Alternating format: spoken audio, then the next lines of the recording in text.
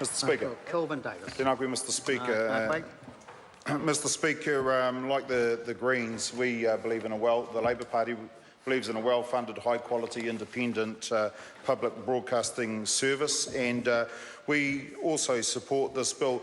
One of the first things that popped out to me as I was going through the notes for this reading was that it said Radio New Zealand's funding has been frozen at $31.8 million since the 2008-2009 financial year. And I thought, oh crikey, I better just check that that's still the case. So I gave Claire Curran a call and went and had a conversation with her, and I said, look, you've said this in 2013-14 that the funding had been frozen at $31.8 million. Tell me that's still not the case. And unfortunately, Claire did say to me, yes, Kelvin, that is the case. Now, 7 years later, so 2 years after those comments have been made in the 2013-14 financial review, it's still the case that the funding has been frozen at $31.8 million. In that financial review, Radio New Zealand said cost cutting could not go on much longer and it would have to seriously look at cutting back on core functions in the near future if its situation does not change. So it actually, reading this morning's Dominion Post, I came across this article in the business section. It says, creeping erosion makes Kiwis poorer. Now, this article is talking about Kiwi families, but it could equally be applied to organisations that rely on government funding. And the first sentence says there's a quiet force eroding the financial lives of many New Zealanders. We could equally say there's a quiet force eroding the financial viability of some New Zealand organisations. It says, in the name of making other government spending sustainable, some money limits on other government programs remain unchanged as wages and prices march on, trimming spending in real terms without politicians having to talk about cuts. So that could equally be applied to Radio New Zealand. The guys on the members on the other side there can put their hands on their heart and say, in all honesty, we have not made any cuts to Radio New Zealand funding. And in a dollar amount, that would actually be the case. But in terms of real spending, they have received cuts. The Children's Commissioner told Parliament, now you can substitute Children's Commissioner here for the Chair of Radio New Zealand, Richard Griffin, or the CEO, Paul Thompson. But the Children's Commissioner told Parliament about the freezing of his baseline funding since the 2010 financial year. And he said, quote, one can only stretch a rubber band so far.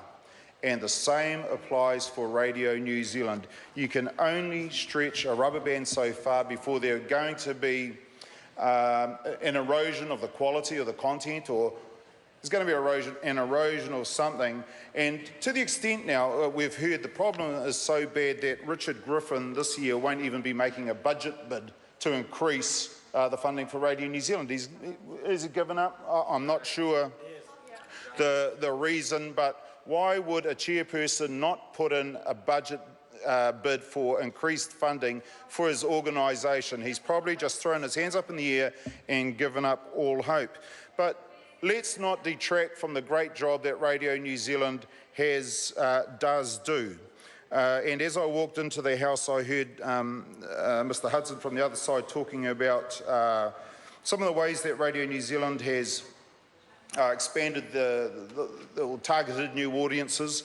They had radionewzealand.co.nz had 1,284,171 users and 5 million page views in the month of February 2016. So in 29 days, they had 5 million page views. That's almost as popular as Stuart Nash's Facebook page. The wireless.co.nz had 83,586 users and 141,660 page views. In online audio, in February 2016 again, Radio New Zealand had over 1.148 million unique downloads. That's something like 40,000 unique downloads a day, plus 163,738 requests for on-demand audio. That's 5,500 requests a day, and 108,431 requests for live streams. That's 3,700 requests for live streams a day. So they're trying to target new audiences using all the technology that's there.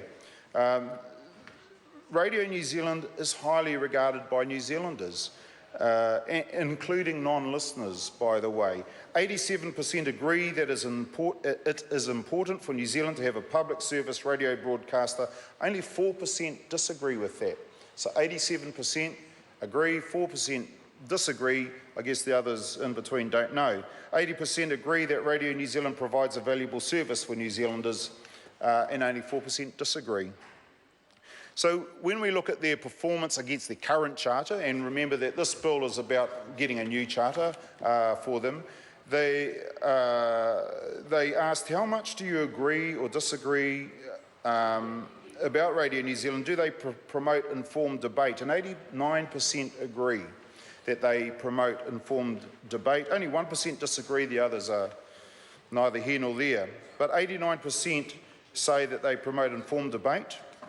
They asked, does Radio New Zealand contribute to the development of an informed society? 92% of respondents said yes, and there's over 1,000 respondents. 92% believe that Radio New Zealand contributes to the development of an informed society. Only 1% disagree.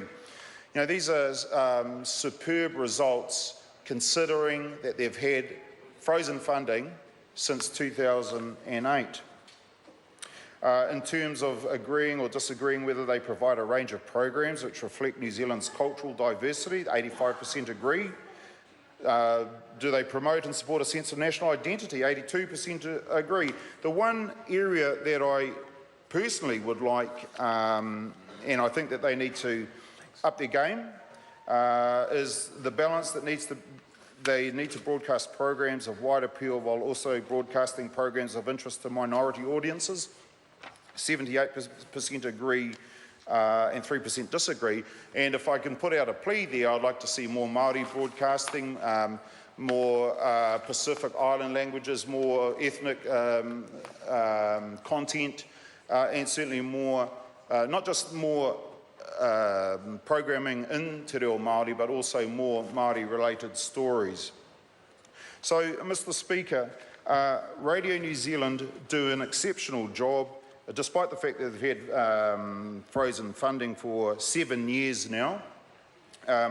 They've said, this is a quote from last year's annual review of Radio New Zealand at the Commerce Committee, they said, I'd say our financials are as healthy as they possibly could be under the circumstances of a budget that hasn't been increased in terms of government financing for 7 years now.